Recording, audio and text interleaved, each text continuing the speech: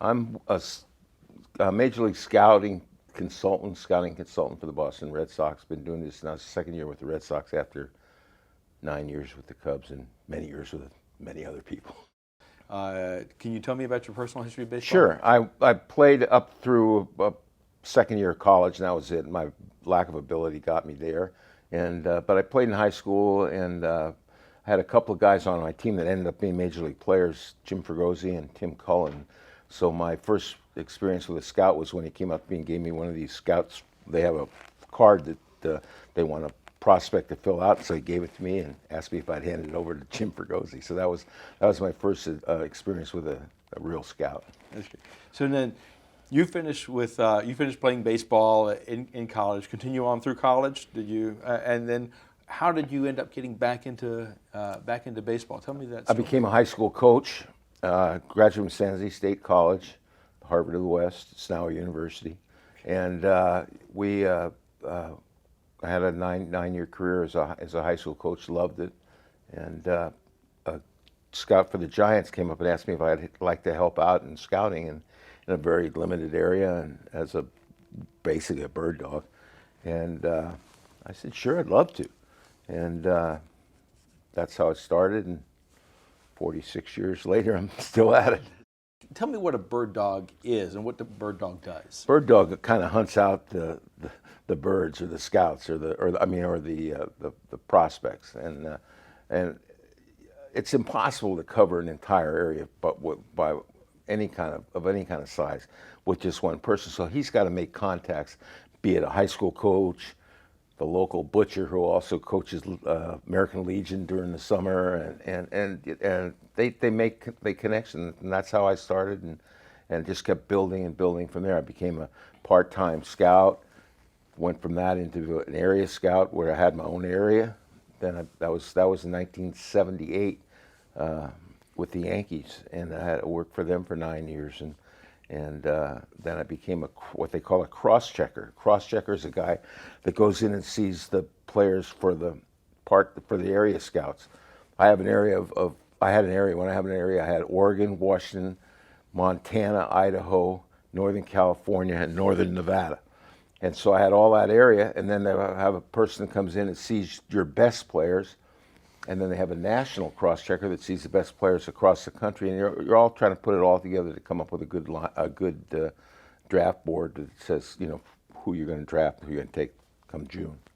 When you were an area scout, one of the things you had to do was to create a scouting report on those fellows that you thought were prospects.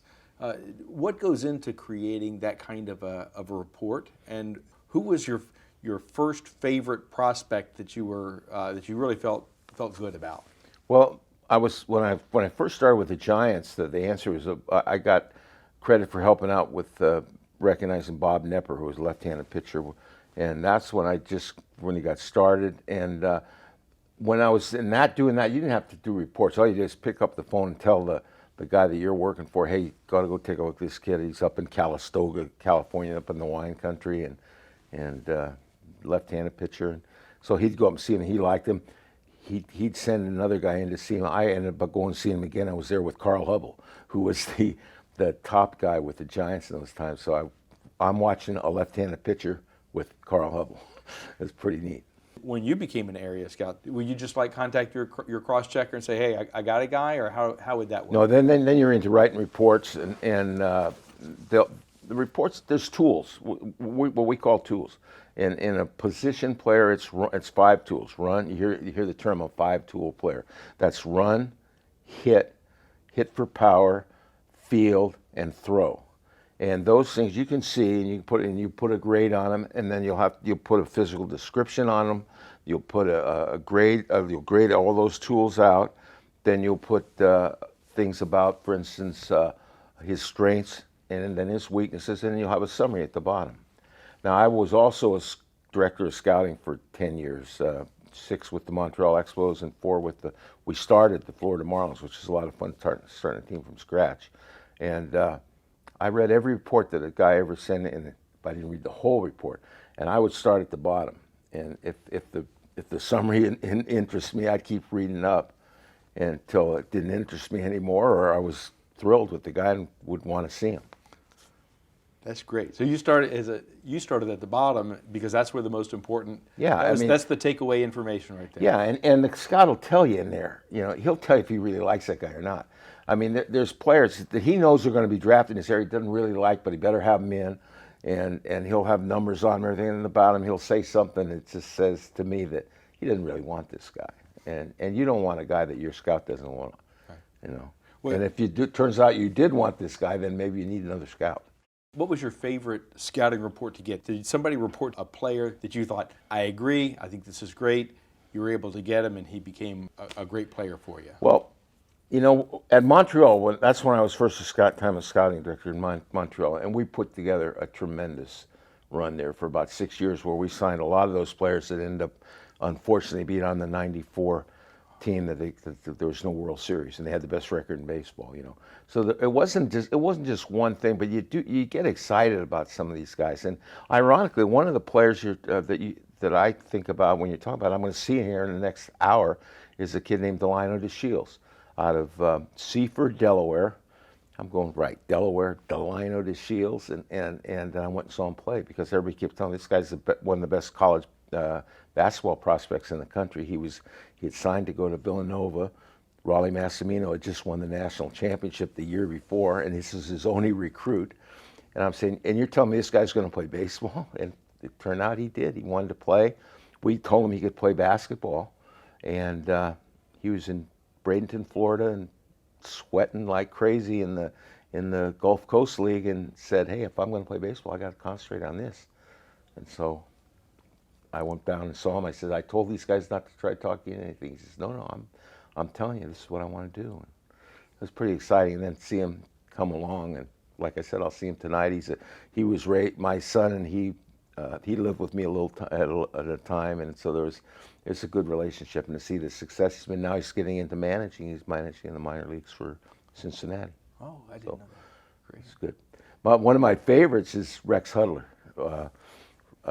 The first pick of the Yankees, my first year, was a full-time scout in 1978, and we had 3 number-1 picks, and Rex was the first one. He ended up taking forever to get to the big leagues, but then he had a pretty nice career, and now he's on the microphone at Kansas City after working for the Angels for a number of years, and he's a character, and just he had a football scholarship to Notre Dame. Joe Montana had taken him around at Notre Dame. Kurt Gibson had taken him around at Michigan State, and he was a tremendous athlete. And it took him a while, but he finally got it to where he could transfer those skills to baseball.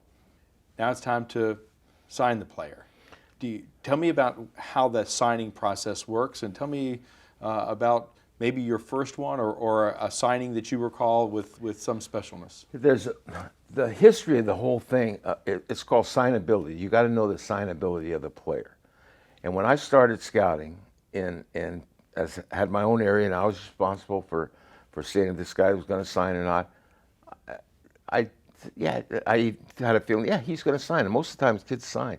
Signability for me at the time was, will he sign it? Now it's the most detailed thing you ever want to imagine. These kids got agents, they got all college scholarships, which they did before, but you knew if they were going to play or not. You knew if they were going to want to play. And now, the money has become so silly, and I was partly responsible for that. I went 10 years as a scouting director, gave away a lot of money, and they all didn't turn into big leaguers. Was there one signing that you remember in particular that went well, or was a great example of you just never know what's going to happen in baseball? Well, yeah, that's the last thing you said is so true, because you'd never know what the best, and I won't mention a name, but the best player that I ever drafted and signed turned out to not being able to play. I mean, he had every tool that you could imagine, but just for whatever reason, maybe it was mental, whatever, it didn't work out. And he should have. I was convinced he was going to be great. I always believed in athletes. It goes back to playing with Jim Fregosi in high school. Jim Fregosi played 4 sports in high school. He would run the broad jump. He would run between innings. He'd go over and run, and he'd run if they needed him to win a track meet for the team. He'd run in a relay after our game was over. But can you imagine taking off his spikes and his pants to run in shorts than jump and come back in the same inning. So, but I saw, and then he signed. He was tremendous football, tremendous basketball, everything. He signed, and he just went like that. And so I always had that in my mind. If you get an athlete, they concentrate on one thing rather than. But now, kids are concentrating on one thing from the time they're 9 years old. They don't play other sports. They play one sport, and I think it's terrible. But personal opinion. Talk to me about somebody who maybe would by the tools seem to be a marginal player, but who ended up being much better than and it could be somebody maybe not somebody you even signed, but somebody in the baseball profession that you saw. It's like he didn't have necessarily the tools, but he had makeup that more than made up for those tools. Well, you just give me a great opening to a great story. A scout and a minor league manager named Harry Minor had to write a report on a guy that was playing. He didn't play for him. He played in this league, in the league that he was managing in, and he was a scout. And he said, this guy may hustle his way to Double-A. He thought he was going to be, he was that kind of a guy. He could probably, the tools weren't there, but he had this hustle, and he thought with that hustle he could get all the way to Double-A. Pete Rose, and he hustled his way all the way to the big leagues, and what 4,100 something hits or whatever, But there's you see guys. Rex Hudler was a perfect example of a guy that just overachieved. I mean, he had some great tools, others not so great. Not a real good hitter, but great speed, tremendous speed, and great athleticism, and a tremendous desire. And he got, had a wonderful career. It took him a while to get there. Like I said, he had to go to Japan and back before he, So the makeup, but players. I mean, the guys I get most credit for, the most people talk about. I think I signed 2 Hall of Famers. One hasn't gone in yet, but the other one has. Tell me about that. Okay, they both went to Stanford. One's John Lynch. He hasn't gone in yet. He's a defensive back in the NFL, and the other's John Elway. I signed with the Yankees, and so I signed 2 Hall of Famers, but I don't think it was the wrong sport. But John went out and played at Oneonta, New York, and in the New York Penn League. Was 1 for his first 19, I think, because he hadn't played in over a year, and ended up leading the team in 6 categories before he left to go back at Stanford and play. And then he got drafted number 1 in the football thing, and the rest is, they say, history.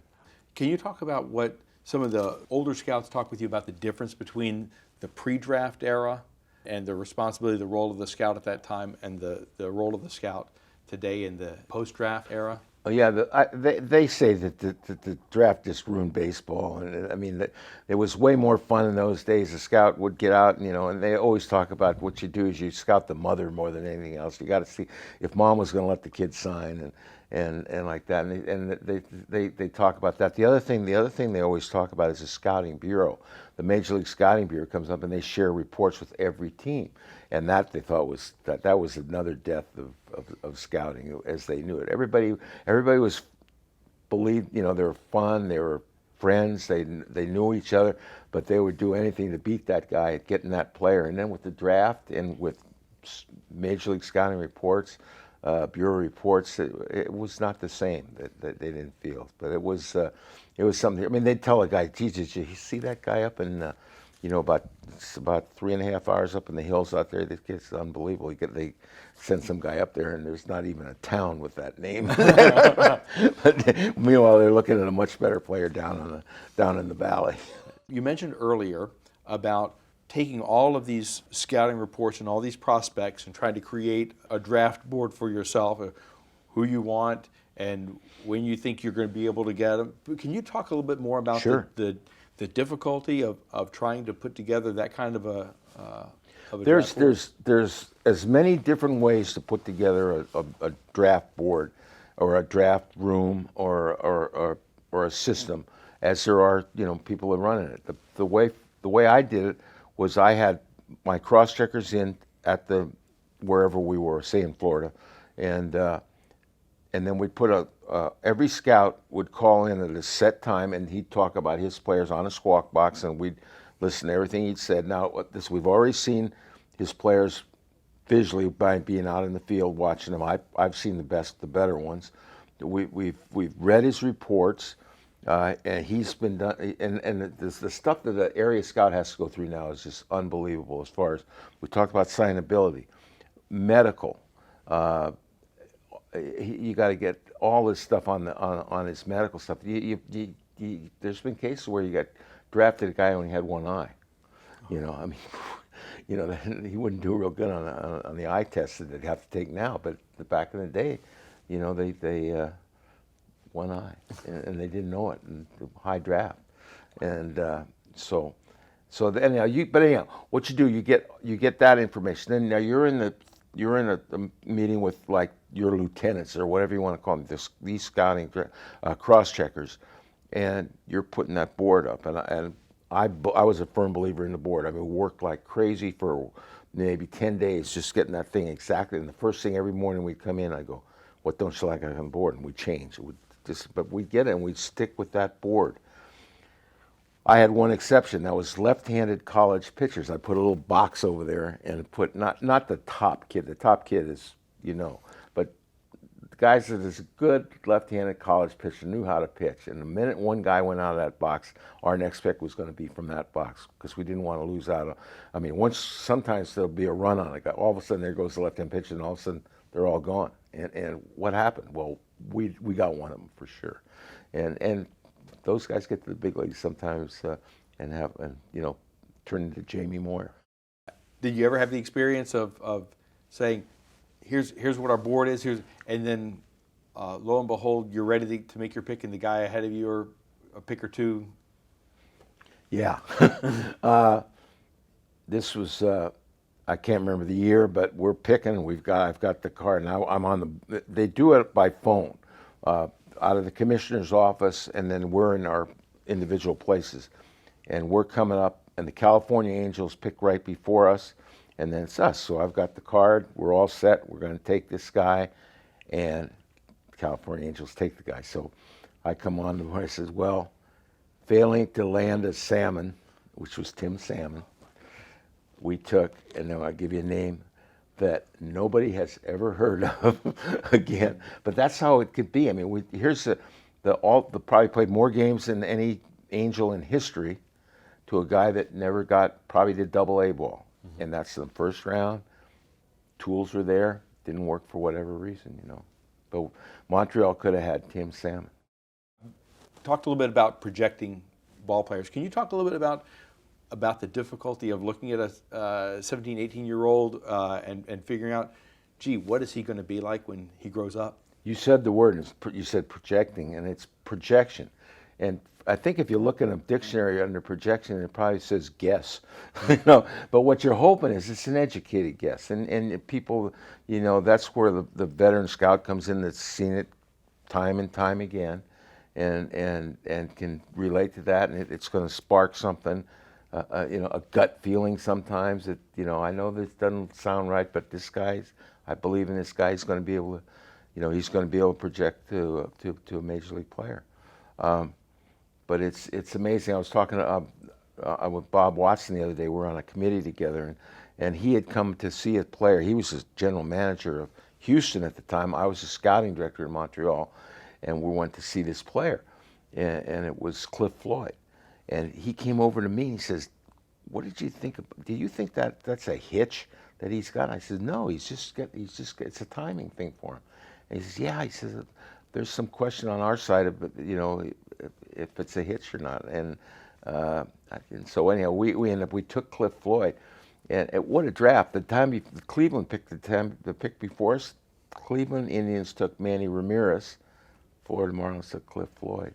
And they both had tremendous first years, and there was flipped 2 different magazines. One made one guy the player of the year, and the other guy made the other, Cliff one and Manny the other.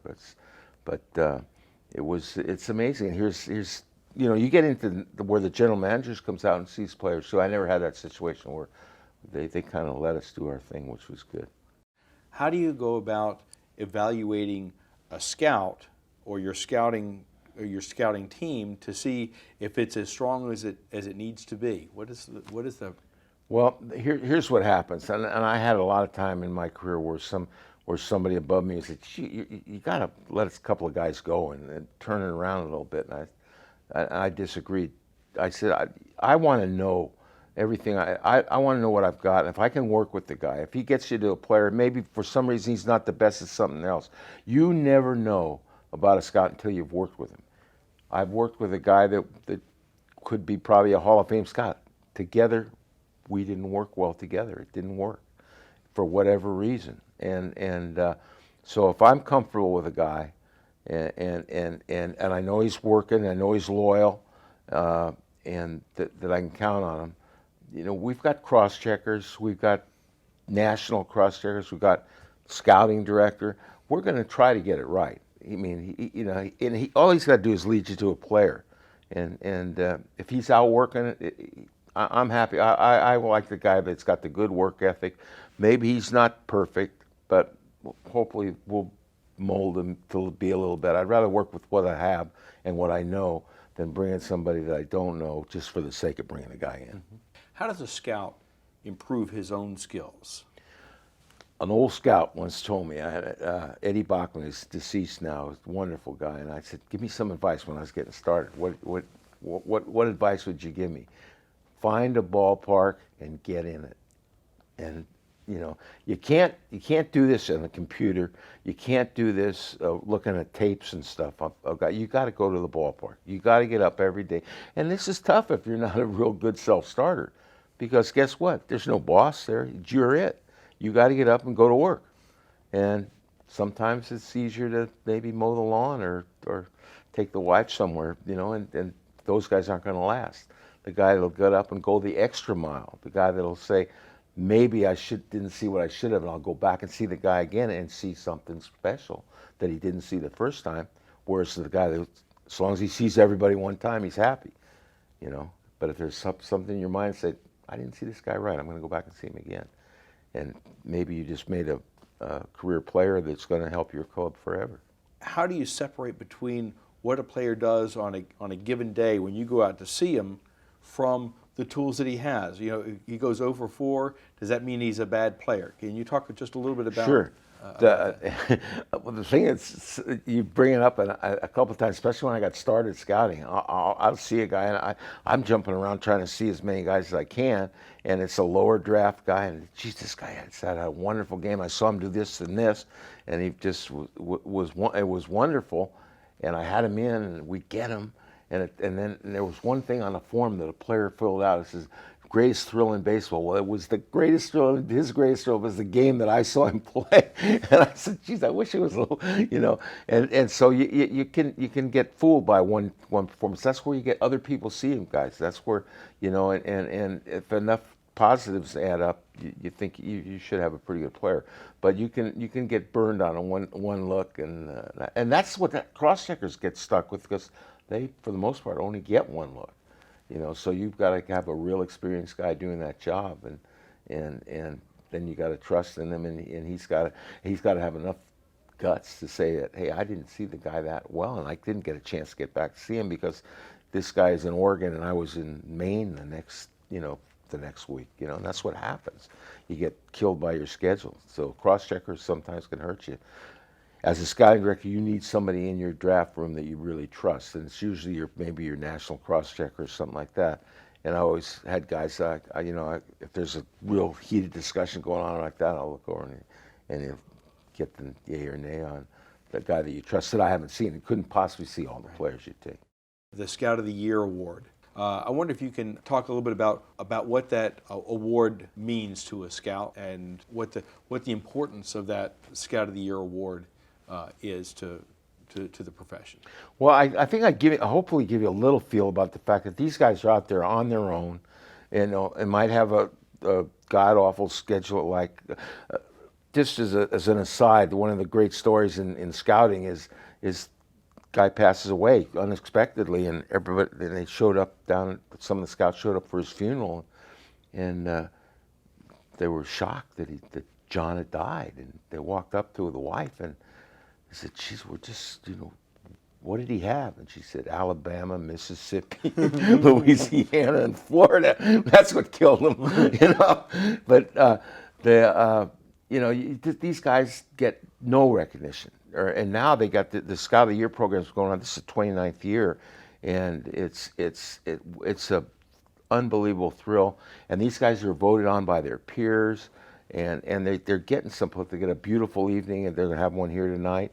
Beautiful evening, and it's something that these guys will never forget. And I was fortunate enough to get one. I'm on their board, and I'm on the other board. And you mentioned a foundation. We have a Scout Foundation now. I mean, I'm wearing this. I'm sorry I didn't get dressed better, but the foundation, and we're helping Scouts that need help. We've buried people, we've saved people's homes, we've got where they've lost their jobs. We take care of their Cobra for as long as we can. And the young Scout died this year, Frankie Maddox, and we were able to. Pat Gillick was able to walk in, knock on their door, and hand them a check for $20,000 from our foundation. And it's been wonderful what we're doing. We're 10 years now, and we get 1,300 people in Beverly Hills for dinner, and it's outstanding. But that's not the recognition part. What Roberta Mazer and everybody's done with the Scout of the Year program is just it's wonderful to see people that never been recognized. All of a sudden, they're having a night, and they get to speak in front of their peers, and general managers will be there, and some owners will be there, and they get to talk, and they get a beautiful ring, and it's nice. It's nice, and so I'm proud to be part of that, and the job that Roberta's done with it is just outstanding.